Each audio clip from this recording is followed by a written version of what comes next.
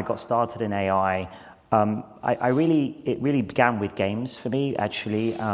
As with a lot of the legends here, like von Neumann, of course, and so on, started with chess. And really, I started playing when I was 4 years old, and very seriously, and I was going to become a professional chess player. But really, it got me thinking about the process of thinking. So, as when you're a kid and you're trying, playing for the England junior teams and so on, you're trying to improve your own thought processes, your own decision making. So you really end up, or at least I did, examining what goes into those thought processes, and then becoming fascinated by that. And then very shortly later, around about 8, 9 years old, the first chess computers started arriving. And when we would go to training camps with the England team, they would pull these chess computers out. And if you remember, this is sort of in the 80s now, they were physical chessboards, right? They were where you press down the key, the LED squares, and that's how you move the pieces. And of course, we were supposed to be, me and the rest of the team, we were supposed to be training on chess openings and other things. But I remember distinctly being much more fascinated by the idea that this lump of inanimate plastic, someone had programmed this to play chess at this very high level. And I actually found that more intriguing than, I guess, the chess I was supposed to be studying. And I found that fascinating. And then, with some early winnings from some chess tournaments, I bought my first home computer. In the UK, there was a big home computer hobby boom. It was a ZX Spectrum and then a Commodore Amiga. And that's when I started programming. And then really my love of computers and games came together, as you say, my first professional career designing computer games and programming them. But all the games I made, like Theme Park, they had AI as the core gameplay component. So they were simulation games, usually with intelligent characters that had to react to the way the player played. And that's why some of the games I worked on became very successful, because every player had an individual experience, different experience with the game, because the game adapted to how you played with it. Now, obviously, this is the 90s, so it's very rudimentary AI, but it already convinced me how powerful AI would be if we could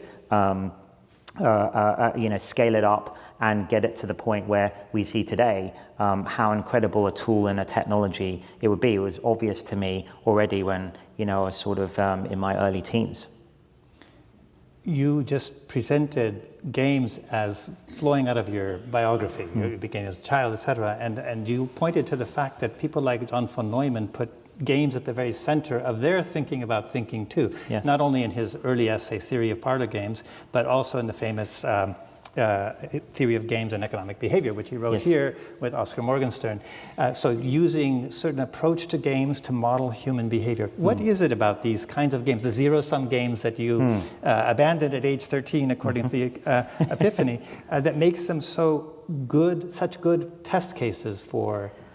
Well, look, I think the history of AI and games has been intertwined from the very beginning, right? As you say, with the sort of founding fathers of it, like von Neumann, Claude Shannon, Turing, many of the people that have come through this place, they all actually tried their hand at writing chess computers, obviously very rudimentary ones. Very famously, Turing wrote a program, but there was no computer available at the time that could run his program, so he had to run it with his mind.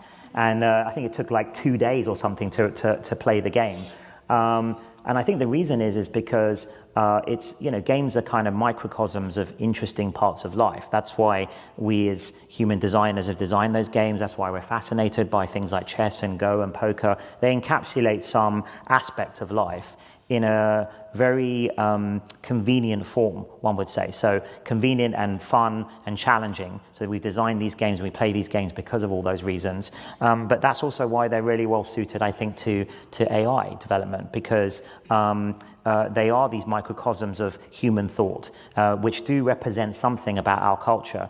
One of my favorite books is Homo Ludens, and that really argues about, the idea that in some sense, we're games playing animals, right? That's what we do. I mean, we're tool making and games playing are two of the kind of traits that society and humans have. And so it's pretty fundamental, I think. And I love all games. I started with chess. I ended up playing many games because actually I think it's another way, just like language, to get to the heart of a culture. So, in terms of Go, it's what they play in Japan and China and Korea. In Asia, it sort of occupies the echelon chess does in the West. And you can really get deep into what a culture really thinks about things. It's sort of embodied into their games, including the way they think about strategy, warfare. All of these things are embodied in some of the rules of these games. So it's a fascinating thing for AI then to try and for us to try and build. And then the other reason that it's convenient, why we used it at the start of DeepMind, is that you can generate as much data as you want, because you can have the system play against itself and generate effectively a lot of synthetic data, which you can then learn from. And it also has very clear metrics, win conditions, maximizing the score. So that's also very useful from an AI perspective to kind of optimize against. I never thought, I am a medieval historian, Huizinga, the author of Homo Ludens, a medievalist, and here in a conversation on AI, you get a medieval book about the Middle Ages. Homo Ludens points out, though, there are many different kinds of games. There are zero-sum games, competitive games, winner-take-all. There are also games that are just imagination games, charades. I imagine that there's a reason why it's the zero-sum games and the more rule-governed creativity games that have been so useful for the early successes of AI. Is charades a harder challenge? And if that's the case, what does it tell us about human thinking and about the relationship between computer thought and human thought? Yeah, I mean, look, the only reason that I think zero-sum games were more useful in the early stages of AI development is the metrics are clearer than an open-ended game necessarily, right, or a cooperative game. It's usually easier to specify, there's the win condition, or, these kinds of things are normally easier to specify in zero-sum games. The other big distinction is things like perfect information games like chess versus hidden information like poker, which is harder. Of course, the real world is more like poker, it's hidden information. And I think, so we have to generalize to those, the wide set of games. And I think at this point, we're able to play certainly any two-player perfect information game, but actually wider than that towards, poker. There's good programs now for poker and these sorts of other more challenging games. Now, when you say charades and other things, then, of course, the system has to understand the physics of the world and visuals and become multimodal. And actually, the sorts of systems we build today, so, our latest foundation models called Gemini, they were built to be multimodal from the beginning. So what that means is they don't just deal with text or mathematics or code, but also video, images, and they can understand things like intuitive physics about, something going on in a video. So actually, I think with our latest systems, some of our prototype systems, we call them Project Astra, would be able to be reasonably good at something like charades now. So I'm going to ask you a series of questions about how you pick the problems you work on, because it's quite striking. You've chosen very different problems and had such tremendous success across different kinds of problems. And you just, I think, gave part of the answer, which is benchmarks. Clear benchmarks matter. But so you almost immediately, like the day AlphaGo defeated Lee Sedol and Seoul, you started hiring biologists for AlphaFold. So can you tell us what was it? What characteristics made that the problem you had decided to focus on? So games was never an end in itself, right? It was a sort of means to an end. So we wanted to build, as you read out our original mission statement from DeepMind, these general learning systems that could generalize and then help solve really challenging real-world problems that matter. So games were the kind of on-ramp to develop those types of general algorithms. But we were only interested in developing algorithms that not just were good at the game, but actually we thought could generalize. So there was no point building like an expert system like Deep Blue to just win at chess, because it was not generalizable to anything else. And the anything else part, what I had in mind was science, specifically. Science, medicine, mathematics, advancing human knowledge with these AI systems.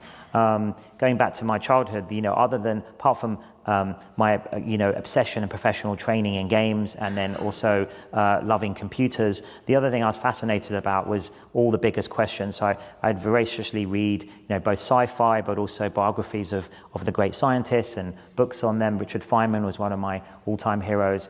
And I'm just sort of was fascinated by, perhaps you could say obsessed by, the biggest questions, and obviously things like the nature of reality, nature of consciousness, unified theory of physics. So physics was my favorite subject, but at school, but when I was reading some of the greats, like, Feynman or Steven Weinberg, Dreams of a Final Theory, I sort of maybe took the opposite inspiration from some of those books, which was that tremendous progress had been made.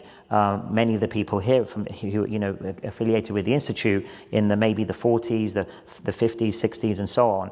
But actually, if you look later, in the 80s and 90s, had we made much progress towards this unified theory? And maybe the people would disagree with me in the audience, but I actually felt from reading Steven Weinberg's book that we sort of hadn't. It was a little bit disappointing relative to the amazing work that had been done in the early part of the century. And then I was thinking through why that is, and I was thinking even if you were very lucky and you studied hard, and maybe one could do the sorts of things that one could only dream about, being someone like Richard Feynman or with his genius. And even yet, there was still so much we didn't know, or we wouldn't be able to know, even with those kinds of minds working on it. So I sort of thought, well, maybe a better option would be to build a tool that could help us and help the best scientists in the world, including myself, make those discoveries. And for me, it was obvious when I started thinking through this, I must have been, 13, 14, that that would be maybe the best way to make the fastest progress towards all these big questions that the great physicists and mathematicians had been thinking about for centuries. And then additionally to that, it's a fascinating topic in itself, a fascinating intellectual pursuit in itself. The building of an intelligent artifact, the distillation of intelligence into a machine, then comparing it to another great mystery, which is the workings of the human mind and the nature of consciousness. And it also felt to me, and I did a degree in neuroscience and computer science, is that I always felt that trying to build an intelligent artifact and then being able to deconstruct that with the scientific method and comparing it to the human brain will tell us a lot about what's special or not about the human mind.